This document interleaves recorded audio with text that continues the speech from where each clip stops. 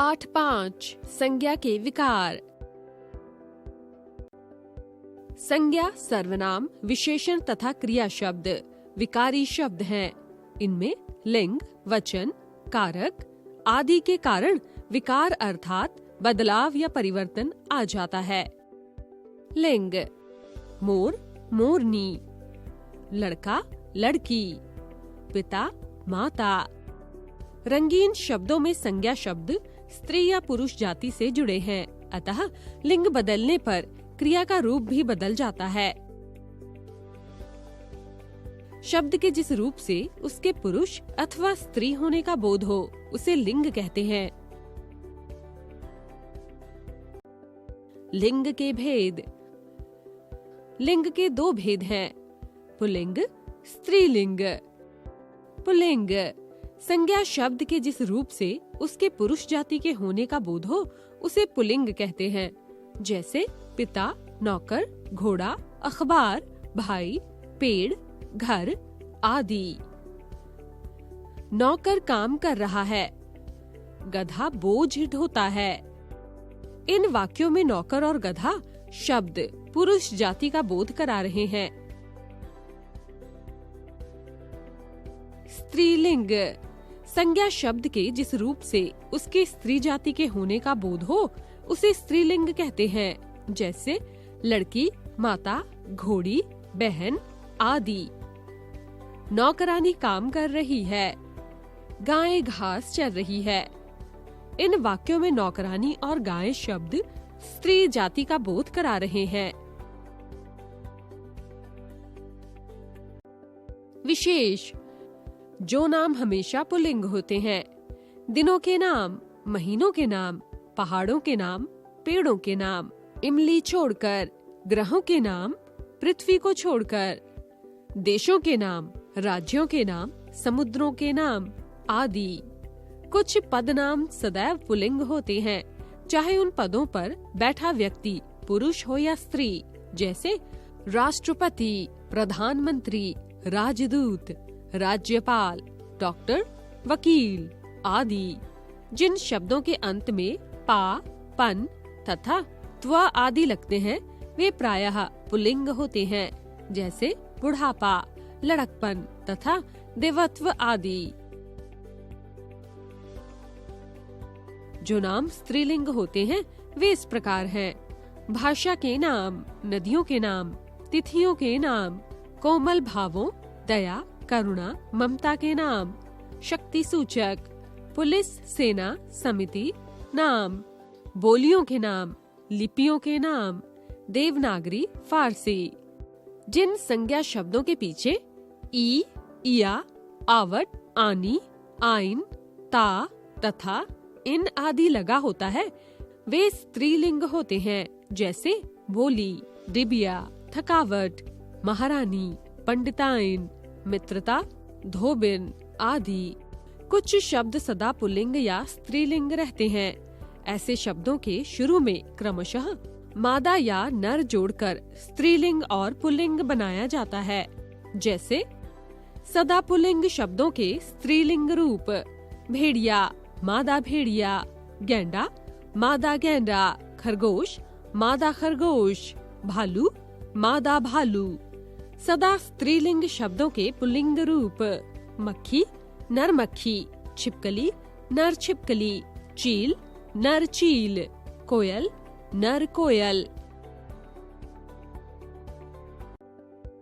कुछ अन्य शब्द: पुल्लिंग, स्त्रीलिंग: मामा, मामी, शेर, शेरनी, गधा, गधी, घोड़ा, घोड़ी, बकरा, बकरी, शिष्य, शिष्या, अनुज, अनुजा, सुत, सुता, भाई, बहन, साधु, साध्वी, पूज्य, पूज्या, सुनार, सुनारिन, गुणवान, गुणवती, अध्यापक, अध्यापिका, गायक, गायिका, इंद्र, इंद्राणी, चौधरी, चौधराइन, ठाकुर, ठकुराइन, पंडित, पंडिताइन, सांप, सांपिन, दर्जी, दर्जिन, लोहार, लोहारिन, धोबी, धोबिन, पड़ोसी, पड़ोसन, बाबू, बबुआइन, लाला, लालाइन, देवर, देवरानी, पठान, पठानी, दर्शक, दर्शिका, प्रेषक, प्रेषिका, भगवान, भगवती, बाल, बाला, भील, भीलनी, बेटा, बिटिया, चिड़ा, चिड़िया, विद्वान, विदुषी, ससुर, सास, ऊंट, ऊंटनी, मोर, मोरनी, सखा, सखी, मुर्गा, मुर्गी, नाना, नानी। हमने सीखा स्त्री या पुरुष जाति का बोध कराने वाले शब्द लिंग कहलाते हैं। लिंग 2 प्रकार के होते हैं, पुल्लिंग तथा स्त्रीलिंग। कुछ शब्द स्त्रीलिंग पुल्लिंग के समान होते हैं, जैसे खिलाड़ी, राष्ट्रपति, मंत्री आदि। कुछ शब्द सदा स्त्रीलिंग रहते हैं, जैसे मक्खी, कोयल, मछली आदि। कुछ शब्द सदा पुल्लिंग रहते हैं, जैसे पशु, गैंडा, मच्छर आदि। वचन ये एक या अनेक का बोध कराते हैं।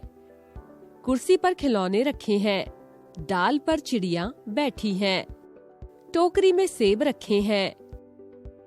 कुर्सी, डाल तथा टोकरी शब्दों से उनके संख्या में एक होने का पता चलता है।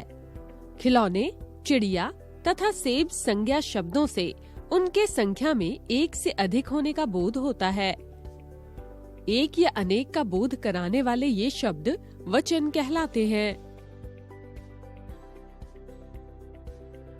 संज्ञा शब्द के जिस रूप से उनके एक या अनेक होने का बोध हो, उसे वचन कहते हैं। वचन के भेद। वचन के 2 भेद होते हैं। एक वचन, एक वस्तु या प्राणी का बोध कराने वाले शब्द एक वचन कहलाते हैं, जैसे आँख, मेज, रात, पुस्तक, गाय, बात आदि।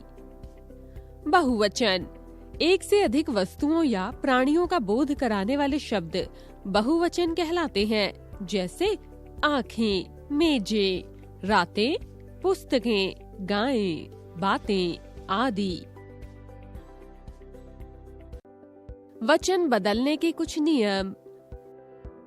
पुल्लिंग शब्दों के अंत में आ को ए में बदलकर बहुवचन बनाते हैं।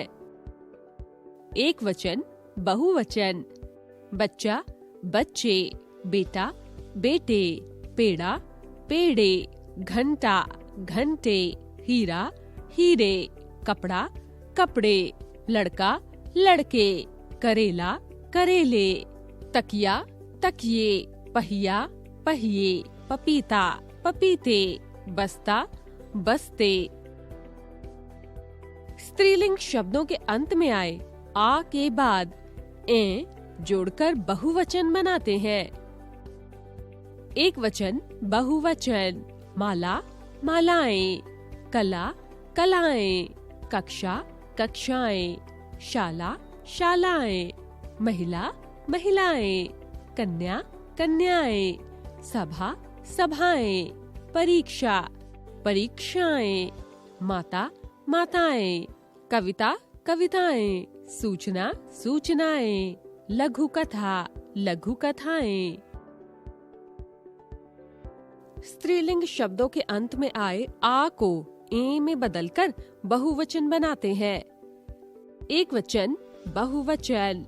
कलम, कलमें, दाल, दालें, दीवार, दीवारें, सड़क, सड़कें, छत, छतें, गाय, गायें, राह, राहें, पुस्तक, पुस्तकें, बहन, बहनें, बात, बातें, चादर, चादरें, संतान, संतानें।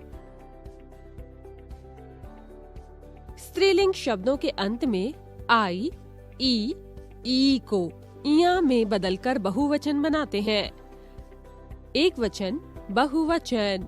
तिथि, तिथियां, रीति, रीतियां, तितली, तितलियां, सब्जी, सब्जियां, पहाड़ी, पहाड़ियां, दवाई, दवाइयां, मक्खी, मक्खियां, झाड़ी, झाड़ियाँ, गाड़ी, गाड़ियाँ, लकड़ी, लकड़ियाँ, मिठाई, मिठाइयाँ, सखी, सखियाँ, नारी, नारियाँ, साड़ी, साड़ियाँ, नदी, नदियाँ।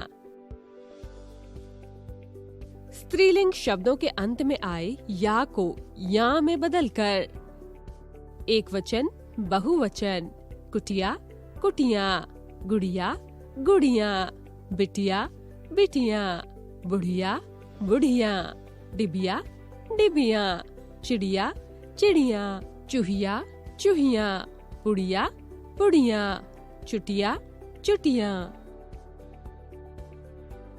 अंत में आए उ, औ, आ और अ के साथ ओ लगाकर तथा ऊ को ऊ में बदलकर एक वचन, बहुवचन, माला, मालाओं, सड़क, सड़कों, साधु, साधुओं, माता, माताओं, वधु, वधुओं, गुफा, गुफाओं, भ्राता, भ्राताओं, घर, घरों, लता, लताओं। एक वचन के साथ लोग जन, गण, वर्ग, वृंद लगाकर बहुवचन बनाते हैं। एक वचन, बहुवचन, गुरु, गुरुजन, भक्त, भक्तजन, अध्यापक, अध्यापकगण, युवा, युवा वर्ग, लेखक, लेखक वृंद, छात्र, छात्र वर्ग, कर्मचारी, कर्मचारी वर्ग, अधिकारी, अधिकारी वर्ग, पक्षी, पक्षी वृंद। हमने सीखा वचन का अर्थ है संख्या बताने वाला। वचन से संज्ञा शब्दों की संख्या का बोध होता है। जिन शब्दों से एक से अधिक संख्याओं का पता चलता है उन्हें बहुवचन कहते हैं। आदर के लिए बहुवचन का प्रयोग करते हैं। संज्ञा या सर्वनाम का वचन बदलने से क्रिया का रूप भी बदलता है।